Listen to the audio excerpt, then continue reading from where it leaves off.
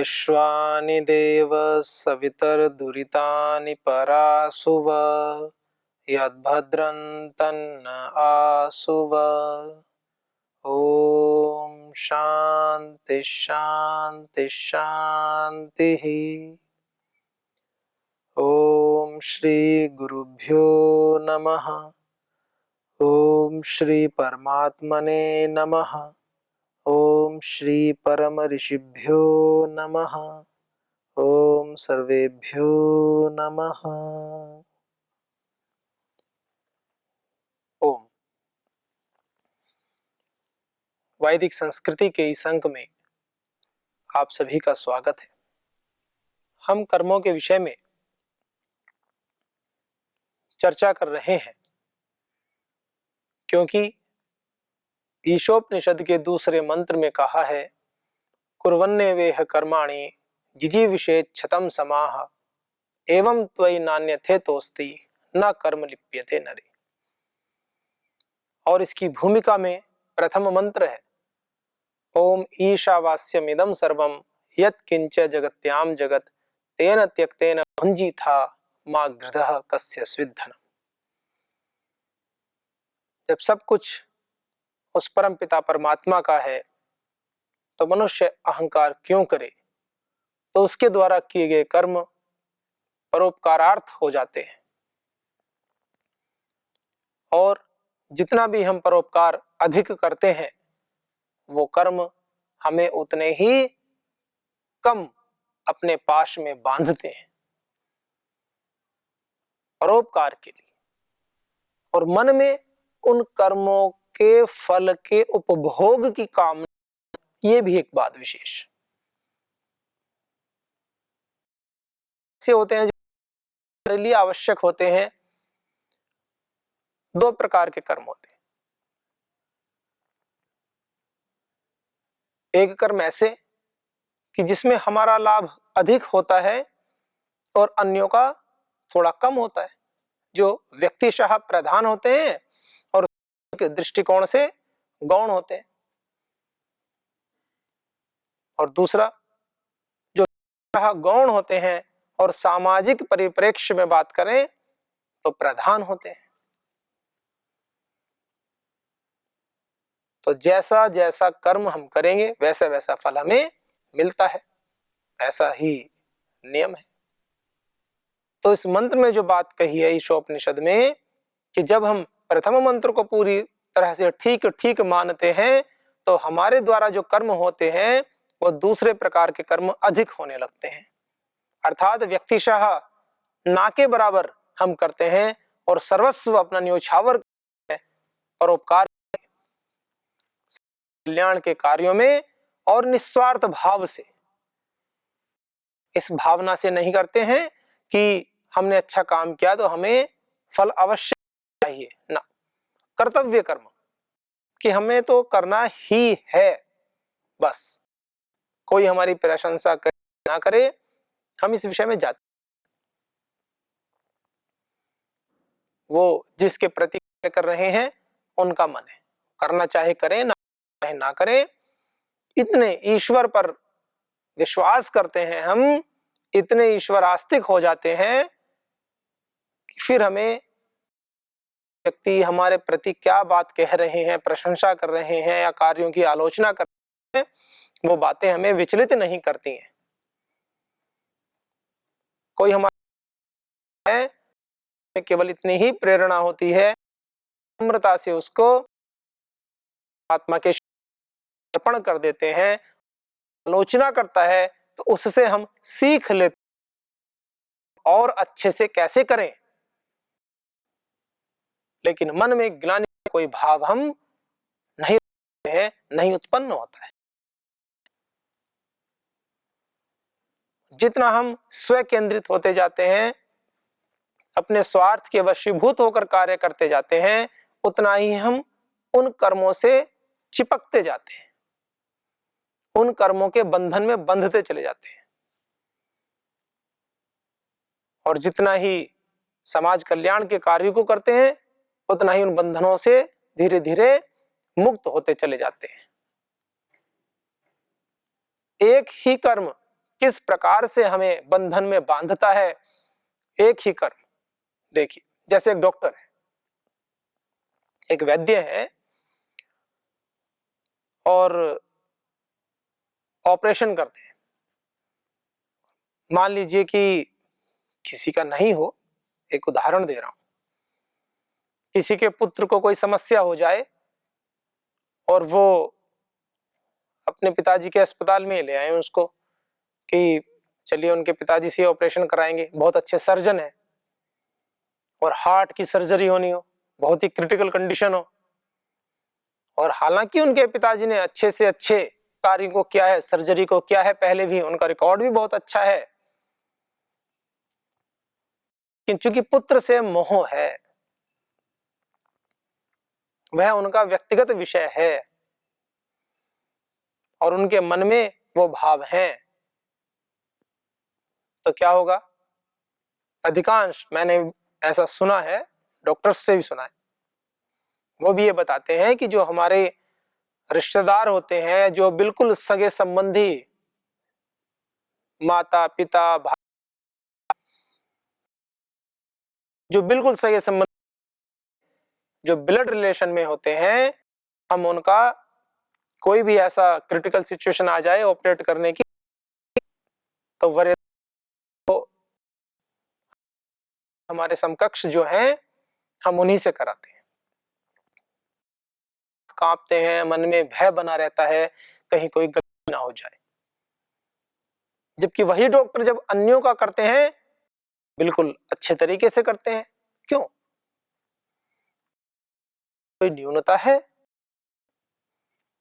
मोह के कारण, प्रेम के कारण, व्यक्तिगत प्रीति के कारण।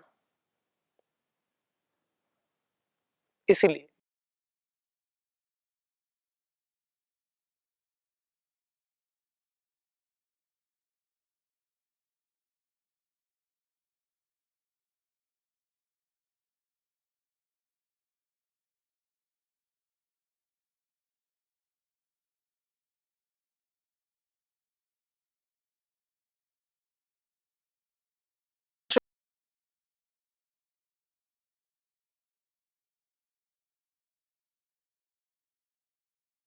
तो के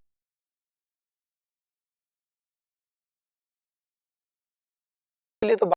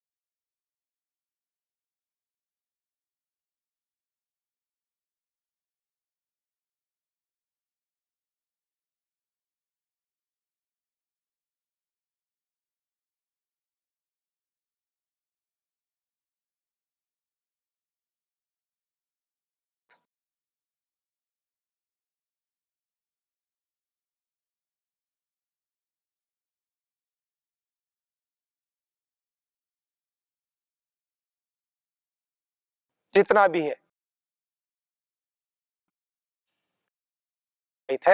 वह सेवा को लेकर के आगे बढ़ रही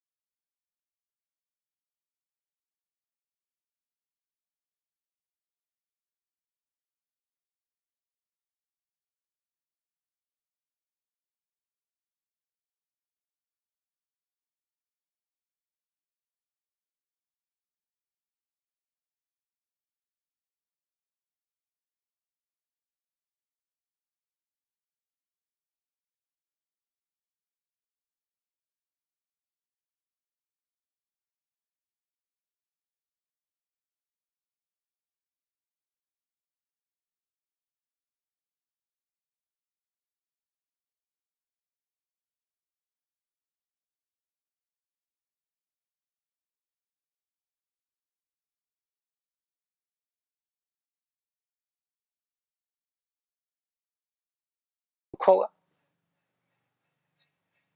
लेकिन ये जो कर्म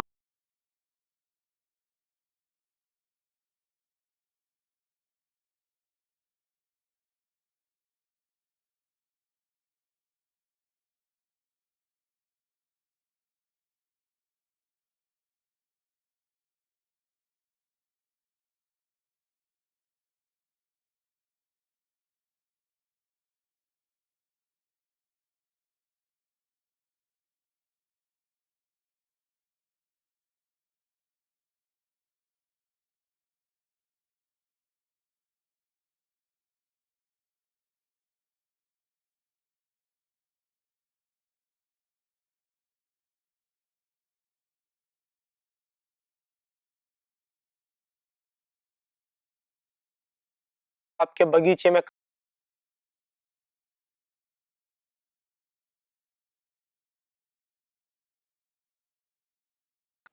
तो आप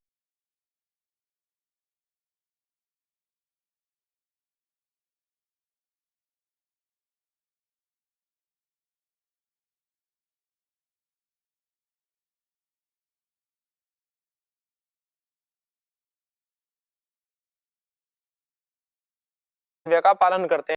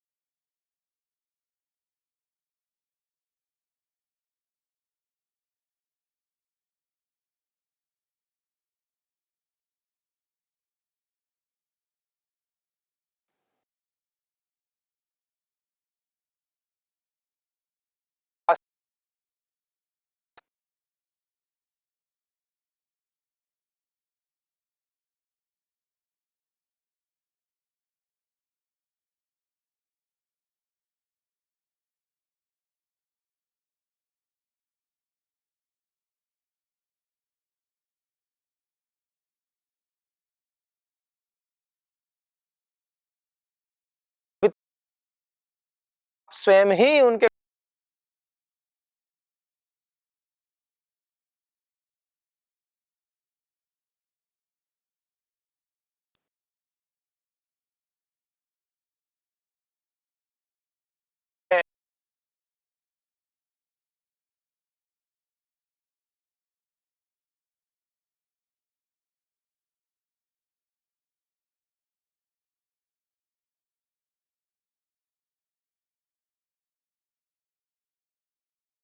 इसी बात है। देखो,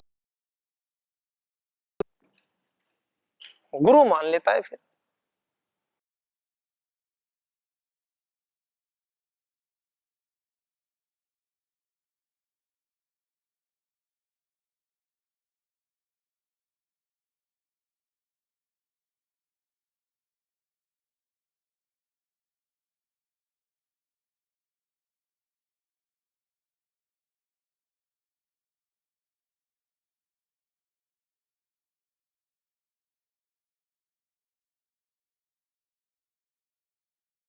तो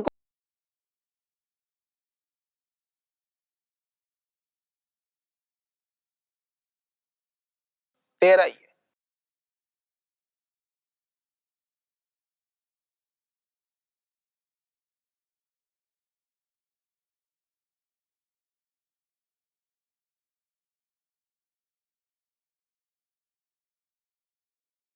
काम कर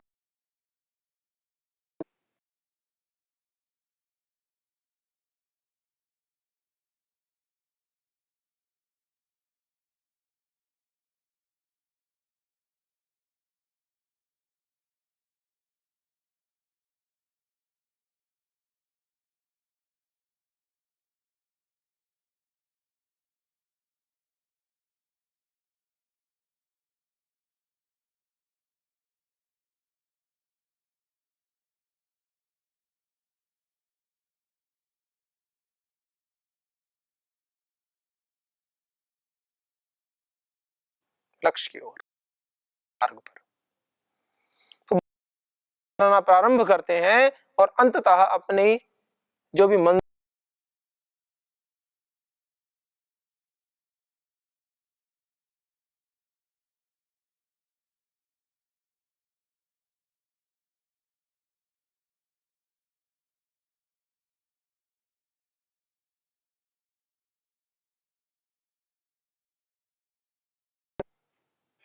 कहीं से तो शुरुआत करें, 5%, 10%, 20, 30, 40, 75, 80, 90, 100, लेकिन परोपकार करना प्रारंभ तो करें।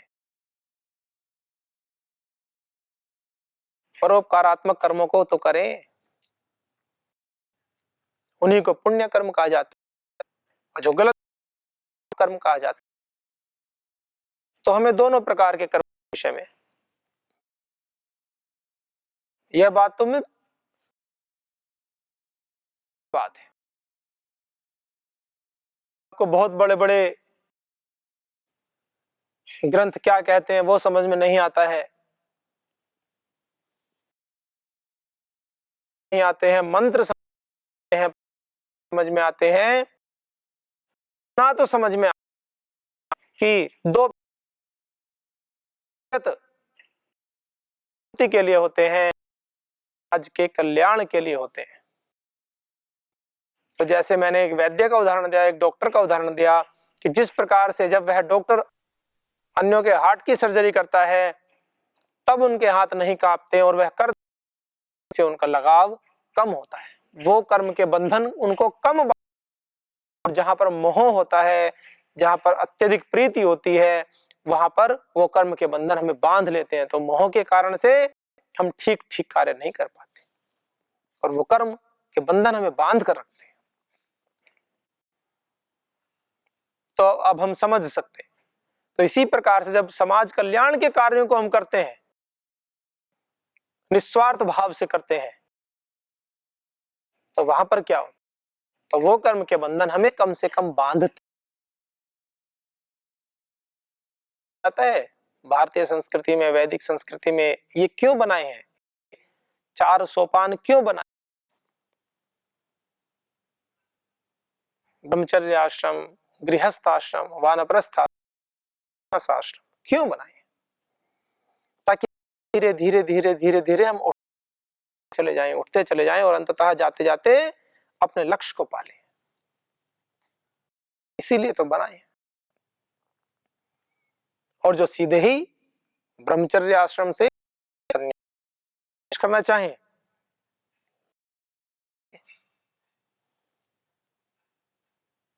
उसमें कोई हानि थोड़ी है।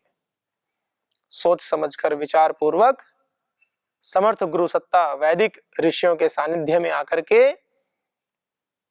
यदि आपका ऐसा मन होता है तो अच्छी बात है। सेवा के कार्यों से होता क्या है, चित्त की शुद्धि होती है, निर्मलता आती है, और जहां शुद्धता होती है सभी को पसंद होता है। जो व्यक्ति शुद्ध, अच्छा हो, पवित्र हो, सभी पसंद करते हैं।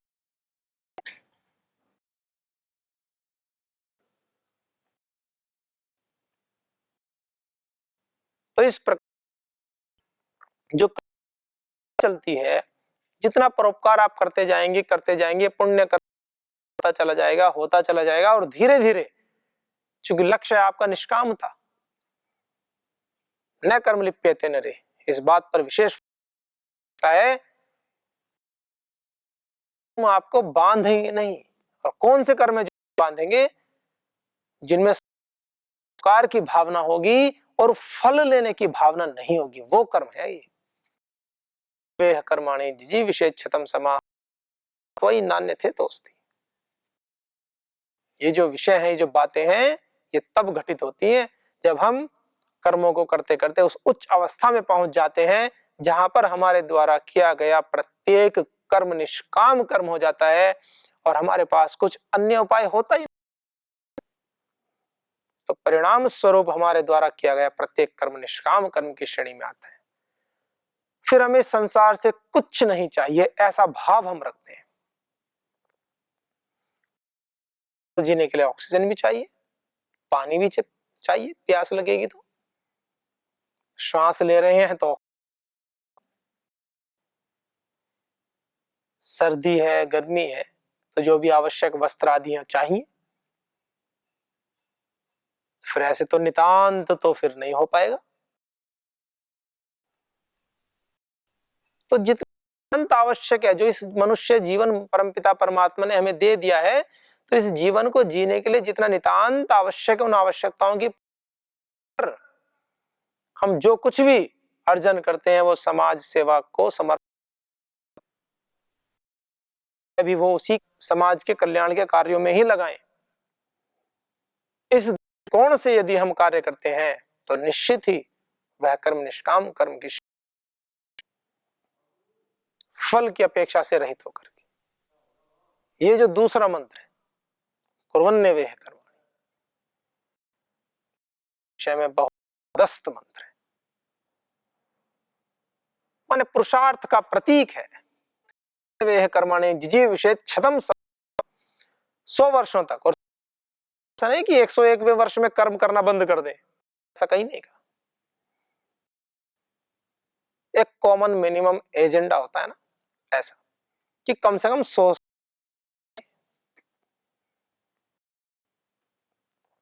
सैकड़ों वर्षों रहे तक, सैकड़ों वर्षों तक करता है कि परंपरा, एक लंबी परंपरा कही। और मनुष्य यदि इसको अभिधा पूर्वक कि नहीं जी हम तो 100 वर्ष, तो वर्तमान पक्ष में कोई व्यक्ति 100 बीमार और कर्म करते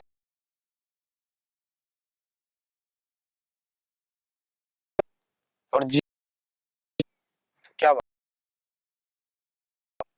है। तो आप क्या कर्म करें, व्यक्ति के लिए कर्म करने वालों की आवश्यकता होती है। आते आते व्यक्ति के शरीर की आती है कि दूसरों का परोपकार तो क्या करेंगे, उन्हीं को अपना परोपकार कराने के लिए, अपना ही उपकार कराने के लिए व्यक्ति चाहिए। तो इसको भी अगर, क्योंकि कही गई बातें कभी आपस में विरोधी नहीं होती। यह तो हमारे ज्ञान का स्तर होता है कि हम अपने अपने ज्ञान से उन बातों को ऐसे प्रस्तुत कर देते हैं कि हमें लगता है कि अच्छा उन ऋषि ने तो ऐसा कहा है और ये ऋषि ऐसे कह रहे हैं। ऋषियों में कभी कोई वैर नहीं होता, कहीं कोई भेद नहीं होता, क्योंकि भी सत्य सनातन सिद्धांत के जानने वाले होते हैं, वैदिक सिद्धांतों के मानने वाले होते हैं। जो सत्य है वही उनको प्रिय होता है, और जो असत्य होता है उनको वो तत्काल छोड़ने के लिए सहर्ष उद्यत होते हैं, तैयार। भेद का कोई प्रश्न ही नहीं। कहते हैं ना, सत्य को ग्रहण करने और सत्य को छोड़ने में सर्वदा उद्यत, यह सभी के लिए, मनुष्य मात्र के लिए, क्योंकि परमात्मा का एक स्वरूप सत्य स्वरूप भी है। तो इस प्रकार से हम शांत चित्त होकर के अपने अपने कर्मों को सुकर्म बनाएं, पुण्य कर्म बनाएं, और पुण्य कर्म बनाते बनाते फल की भावना को धीरे धीरे कम करते चले जाएं, और अंततः उस भाव को निष्कामता में परिणित कर दें। हम समाज के लिए अच्छे से अच्छा करें और समाज से किसी छोटी सी चीज की भी अपेक्षा ना करें, इस भावना से कर्म करते चले जाएं। फिर जो निष्काम कर्म करने वाला व्यक्ति होगा उसका दायित्व कैसा होता है? निष्काम कर्म करने वाले व्यक्ति को समाज सबसे ज्यादा पसंद करता है, और समाज को सबसे ज्यादा आवश्यकता उसी व्यक्ति की होती है। तो समाज को जिस व्यक्ति की सबसे अधिक आवश्यकता है, समझ लो उस व्यक्ति के अंदर निष्कामता धीरे धीरे बढ़ती जा रही है। थोड़ी सी विरोधी बात हो गई कि कर्म भी निष्काम, हाँ तो बात क्या है, व्यक्ति की अपने लिए आवश्यकता नहीं है ना, समाज के लिए वो इतना निष्कामता से भर गया है, इतना कर्म करता है निष्काम कर्म। तो जो निष्काम कर्म करता है वो तो प्रेमी हो जाता है, करता है उसको सभी लोग पूजने लगते हैं, उनकी बातों को मानने लगते हैं, तो सभी चाहते हैं ऐसे व्यक्ति को।